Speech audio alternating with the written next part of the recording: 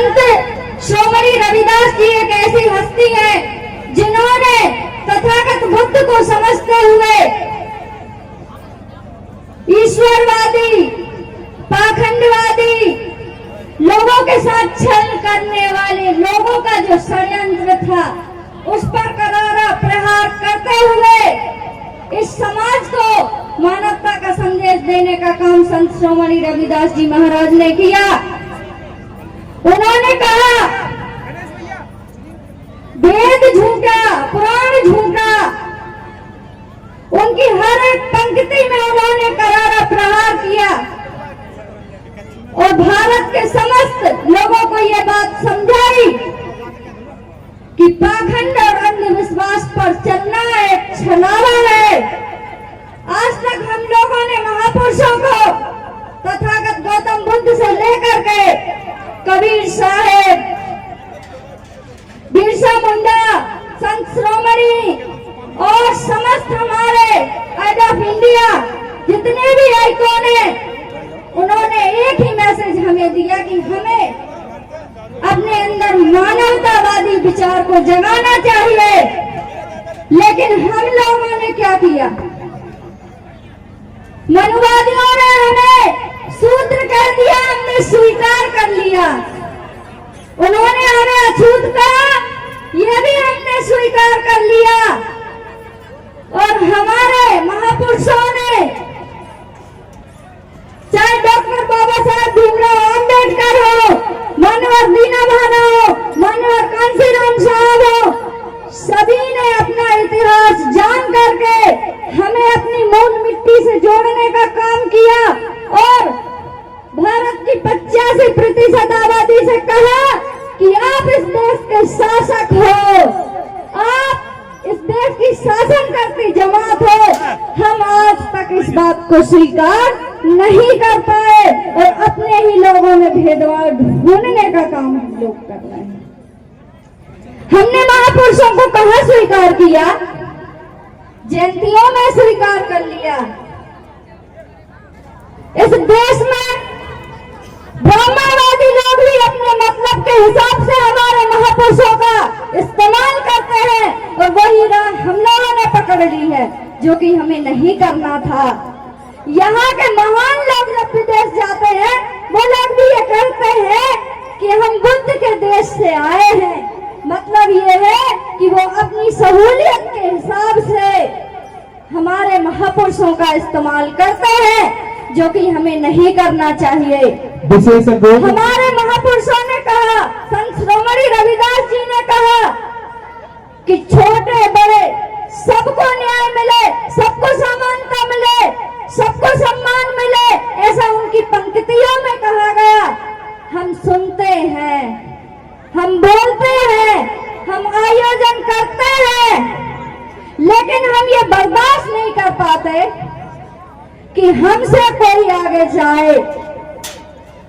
तो मेरा मानना यह है कि हमें यदि सच्चे हम महापुरुषों के अनुयायी हैं तो हमें नाक छोटी और हमारे दिल बड़े कर लेने चाहिए, क्योंकि आज तक हम ये स्वीकार करते आए हैं कि वो इस जाति से है, वो उस जाति से है, लेकिन हम ये स्वीकार नहीं कर पाए कि भारतीय संविधान की अनुसूची 14 में जितने भी कोला में जितनी भी उपजातियां हैं, वो सभी हमारे बहुजन साथियों की जातियां हैं। वो मूल जातियां सभी संत गुरु रविदास जी के अनुयायियों की जातियां हैं। हमें इस बात का ध्यान रखना चाहिए। हमारी माता बहनों को भी इस बात का ध्यान रखना चाहिए कि हमारे महापुरुषों ने हमें समान अवसर दिए हैं। शिक्षा में हो, राजनीति में हो, समस्त व्यापारिक क्षेत्र में हो, पूरे भारत में, यहाँ तक कि 4th क्लास कर्मचारी से लेकर के भारत की राष्ट्रपति भी यदि महिलाएं हैं तो वो हमारे महापुरुषों की चलाई कलम के अनुसार है। इसलिए हमें अंधविश्वास, पाखंडवाद छोड़ करके अपने महापुरुषों का गहन अध्ययन करना चाहिए।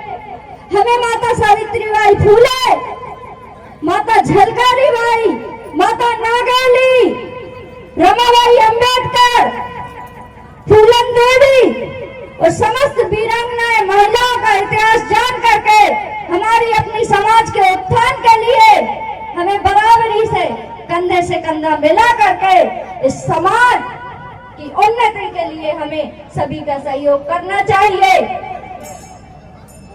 मनुस्मृति में आपको कहा कि आप कमजोर हैं, ये बात मैं नहीं कह रही हूँ।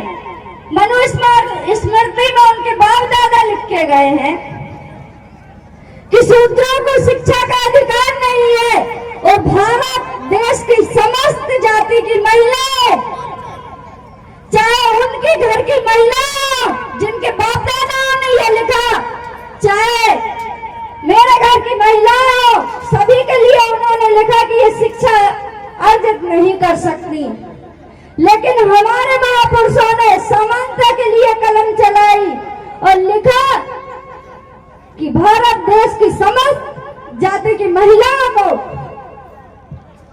शिक्षा के क्षेत्र में समानता का अधिकार मिलना चाहिए। तमाम तरह के अवसर महिलाओं के लिए बराबरी के मिलने चाहिए। डॉक्टर बाबा साहब भीमराव अंबेडकर ने आपको हिंदू कोड बिल में ये अधिकार दिया है।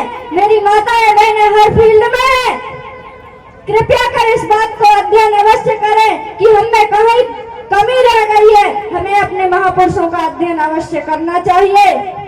एक बात और मैं आपसे कहना चाहती हूँ, हम लोग बार बार उनको दोष देते हैं कि ब्राह्मणवाद ब्राह्मण लेके आए, वो उनके हिसाब से लेकर के आए। हमने क्या किया है, हमने अपने बीच में ब्राह्मणवाद को जिंदा करके रखा है। हमें इस ब्राह्मणवाद को खत्म कर देना चाहिए। ब्राह्मणवाद इसलिए जिंदा नहीं है कि उनकी श्रेष्ठता है, ये बात मैं नहीं कह रही हूँ। ज्योतिबा फूले लिख कर गए हैं कि उनकी श्रेष्ठता से जिंदा नहीं है, बल्कि हमारी मूर्खता से उनकी श्रेष्ठता जिंदा है। इसलिए हमें अपने महापुरुषों का अध्ययन करना चाहिए, ज्यादा से ज्यादा अपने महापुरुषों को पढ़ना चाहिए। आप सभी पिपरिया के समिति, समस्त माताएं बहनें, सम्मानित मंच को बहुत बहुत साधुवाद, बहुत बहुत धन्यवाद। आप सभी ने मुझे ये समय दिया है। जय भीम, जय सेवा, जय जोहार, इंकलाब जिंदाबाद।